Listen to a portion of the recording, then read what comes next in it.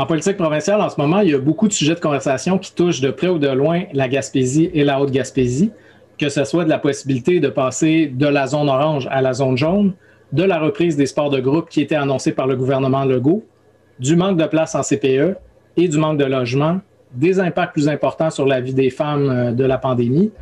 Bref, on a pris le temps de jaser tout ça aujourd'hui avec la députée de la circonscription de Gaspé, Mégane Perry-Melançon.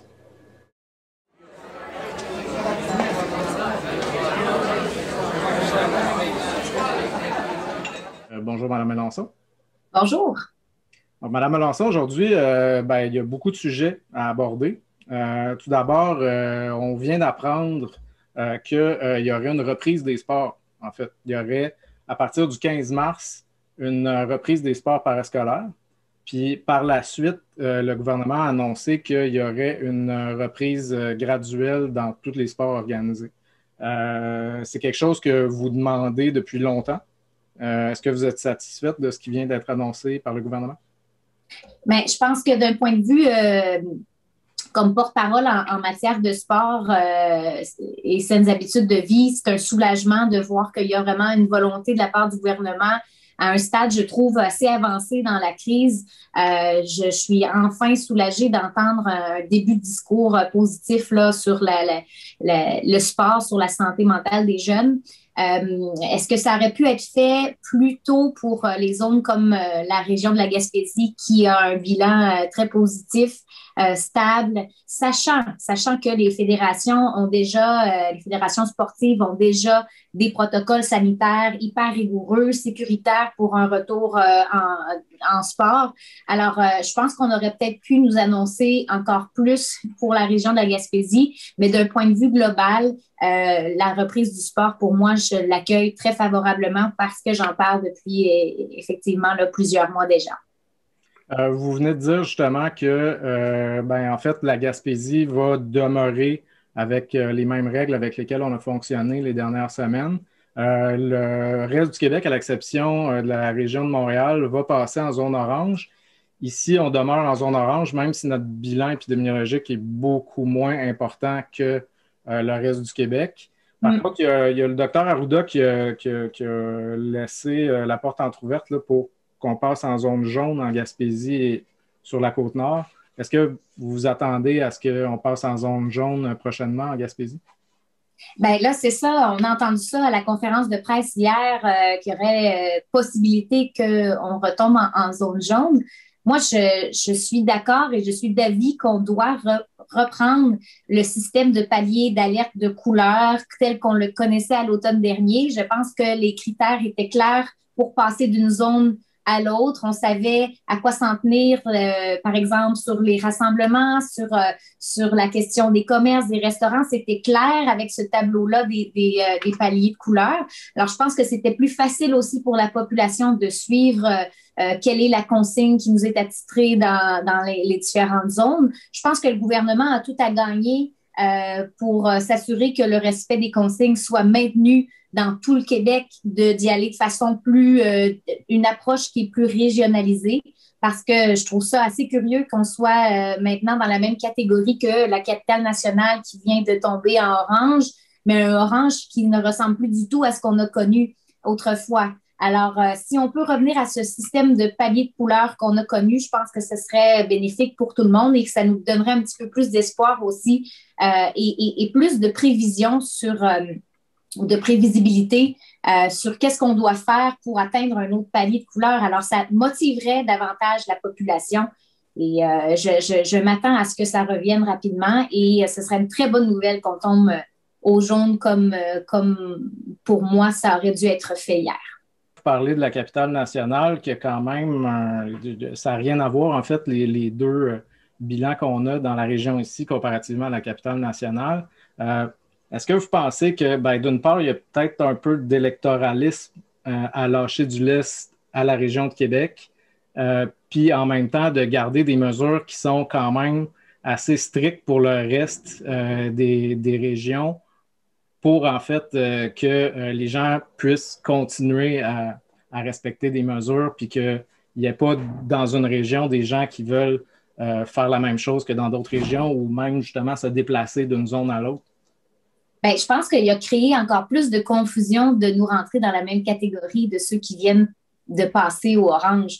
Je pense que si on avait un code beaucoup plus varié en fonction du bilan ou de la situation épidémiologique de chacun, les gens auraient tendance à beaucoup plus écouter et savoir quelles sont les règles à respecter et on n'aurait pas tendance à trop se comparer. Et là, c'est certain qu'on commence à se poser des questions.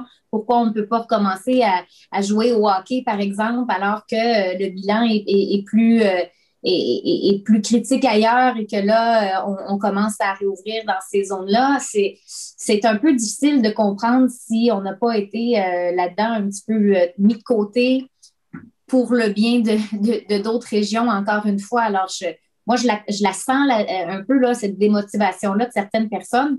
J'encourage encore les gens à garder ce respect des consignes-là qui nous démontre que les résultats et notre respect des consignes, ça fonctionne. Il y a des résultats tangibles.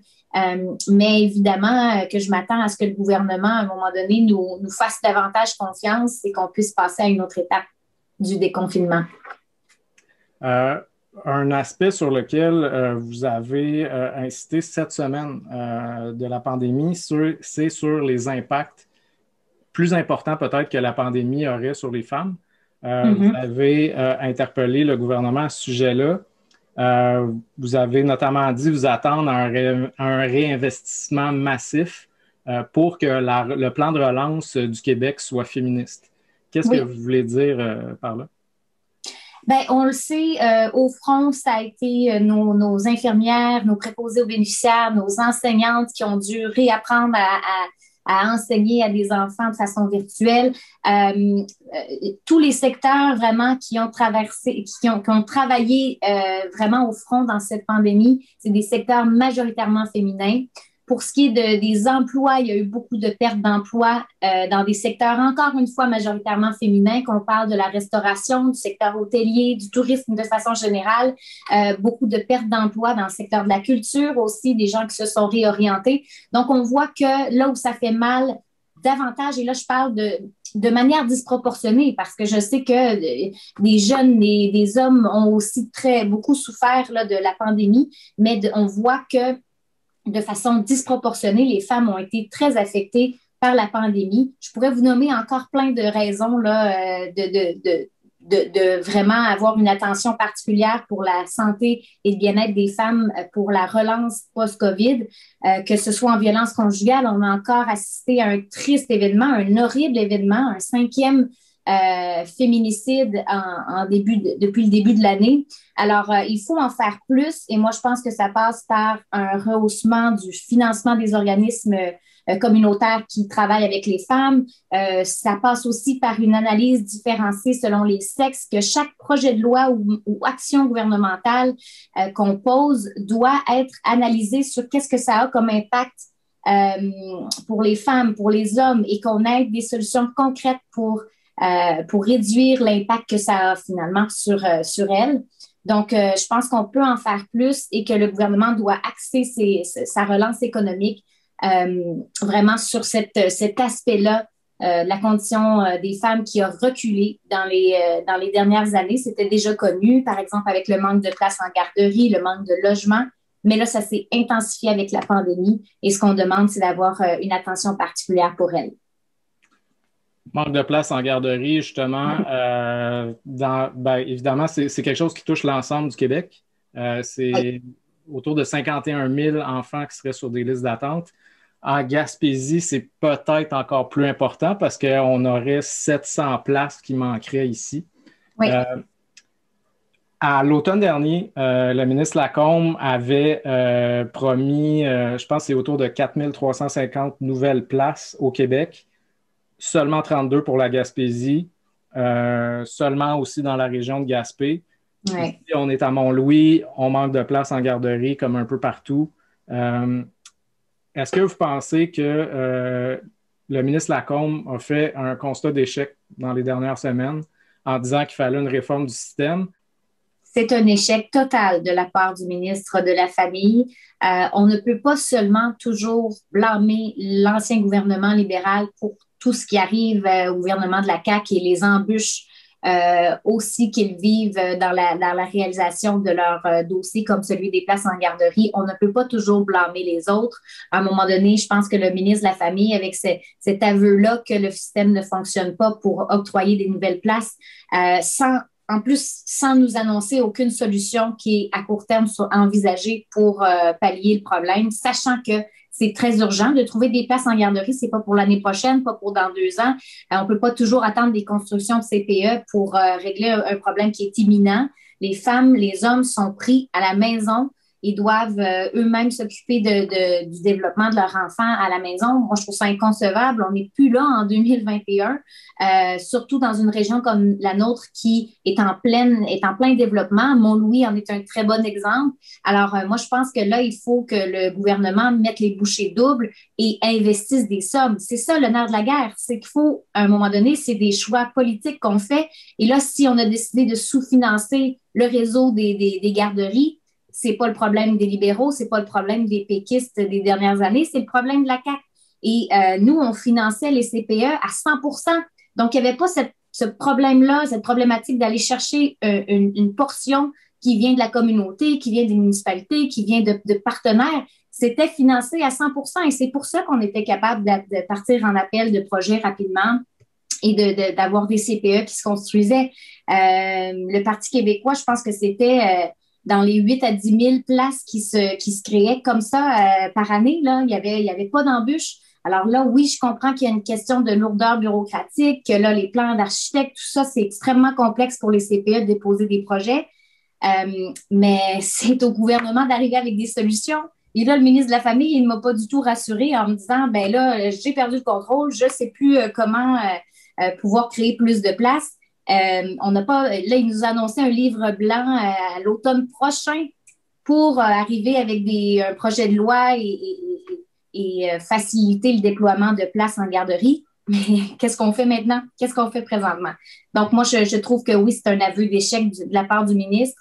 Il doit assumer ses responsabilités là-dedans. Il s'est traîné les pieds et tout ce qu'on a proposé comme solution jusqu'à maintenant n'a pas été retenu. Alors, il aura à donner ces explications-là aux centaines ou aux milliers de jeunes parents qui attendent des places partout au Québec. Donc, selon vous, le modèle des CPE, c'est encore un modèle qui fonctionne. C'est une question de sous-financement surtout? Surtout. Et oui, de lourdeur administrative, j'en conviens. Mais ça peut être fait. Ça aurait pu être fait il y a déjà 2 ans. Si on n'avait pas tout misé sur les maternelles 4 ans, on aurait eu de l'espace pour travailler le dossier des places en garderie parce que les parents, c'est encore ce qu'ils souhaitent. Et on s'entend que 4 ans, ça ne s'arrête pas la partie des poupons, qui est beaucoup la liste d'attente, c'est beaucoup des jeunes enfants, des bébés. Donc, à un moment donné, c'est ça. Je pense qu'on a été beaucoup trop rapide dans vouloir mettre en place toute les maternelles 4 ans. Puis ça aussi, c'est un aveu d'échec. Hein? Ça a été finalement repoussé. Il y a faute d'espace de locaux. On le disait depuis déjà longtemps. Alors voilà, c'est un échec sur toute la ligne. Le manque de place en garderie, c'est, vous l'avez dit, un frein au développement de la région. Il y a un sol migratoire qui est positif. Il y a beaucoup de jeunes familles qui veulent venir ici. Il y a un autre problème aussi au développement de la région, c'est le manque de logement. On a de la difficulté, en fait, à trouver des logements, que ce soit les nouveaux arrivants ou même des gens qui sont ici, là. Donc, qu'est-ce que vous pensez qui pourrait être fait à ce niveau-là? Bien, il faut qu'il y ait plus d'incitatifs pour la construction de logements. Ça, c'est clair. Je pense qu'on peut faire plus pour créer des unités de logement. Même dans les logements sociaux aussi, il y a un très gros retard à rattraper. Ça fait longtemps qu'on en parle, justement. Plusieurs milliers d'unités de logement qu'on a reçu le financement du fédéral, mais qu'il n'y a pas eu aucune annonce ou aucune création d'unités depuis la dernière année. Alors, il y a ça qu'il faut régler. Là, il y a aussi une question qui se pose maintenant avec la pandémie. Les coûts de construction, ça a explosé aussi. Donc, quelqu'un qui souhaiterait opter pour la construction d'une maison, ben là, il y a vraiment des coûts absolument exorbitants pour se construire. Donc, ça, c'est toutes des questions qu'il va falloir continuer à poser au gouvernement. Quels sont ces attentes ou ces solutions à court terme pour pouvoir régler ce problème-là parce qu'on sent que c'est le problème de logement, il est très accaparant, puis c'est un gros frein dans le développement, comme tu le dis. Donc, je m'attends à ce qu'il y ait davantage qui soit fait du gouvernement pour pouvoir régler ça et pouvoir passer à un seuil démographique encore plus positif, puis ne pas se freiner dans notre élan qu'on connaît présentement. Il y a peut-être un autre facteur aussi qui entre en ligne de compte. Ici, on est dans une région touristique, la Gaspésie. Il y a beaucoup plus de touristes qui viennent chaque année qu'il y a d'habitants dans la région.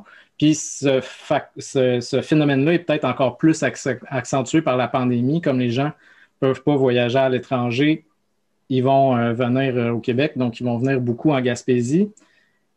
Ici, par exemple, à Mont-Louis, dans les années 80, il y avait autour de 2000 habitants. Maintenant, on est autour de 1200 habitants. Il n'y a pas moins de maisons. Pourtant, on a de la difficulté à trouver des logements. Donc, est-ce que vous pensez qu'il y a aussi un problème de maisons qui sont louées de façon saisonnière ou louées à des touristes dans la région qui fait qu'on a moins d'endroits où habiter? Oui. Oui, c'est un phénomène qu'on voit aussi ailleurs dans la région. Percé en parle aussi beaucoup, parlait aussi d'avoir ses propres règlements concernant l'encadrement des réservations ou d'allocations de nos propriétés, par exemple sur des plateformes comme Airbnb. Je pense que oui, il y a eu présentement encore là, un projet de loi omnibus là, par la ministre des Affaires municipales pour mieux encadrer toutes ces pratiques-là.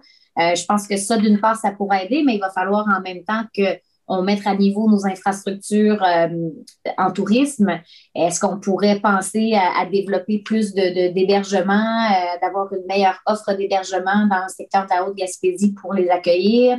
Les campings qui sont aussi très populaires, si on ne veut pas se ramasser encore avec du camping sauvage un petit peu partout, là où c'est moins permis, moins autorisé, qui empêche de pouvoir profiter de nos lieux aussi à nous comme gens de la place.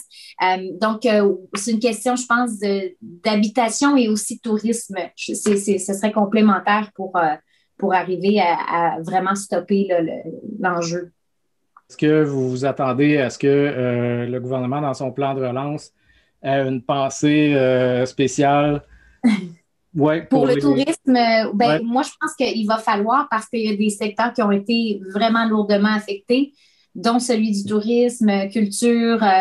Il va falloir que le gouvernement soit vraiment en soutien à ces secteurs-là si on ne veut pas qu'il y ait une migration des emplois ailleurs et que là, on ait des pénuries de main-d'œuvre incroyables pour justement faire profiter des gens d'ailleurs, de notre coin de pays. On aime bien recevoir des touristes, mais on aime pouvoir bien les accueillir aussi pour pouvoir nous aussi profiter de nos lieux. Donc, tout ça, il va falloir, je pense, que le gouvernement soit vraiment accompagne les entreprises dans dans cette relance-là. Parce que les effets vont se sentir sur quand même du long terme, là, je pense, avant que les entreprises soient réellement rentables dans le domaine du tourisme. Alors, je m'attends à ce que le gouvernement en fasse beaucoup dans sa relance économique à ce point de vue-là. Je vous remercie beaucoup, Mme Mélenchon, d'avoir répondu à mes questions aujourd'hui. Ça me fait grandement plaisir.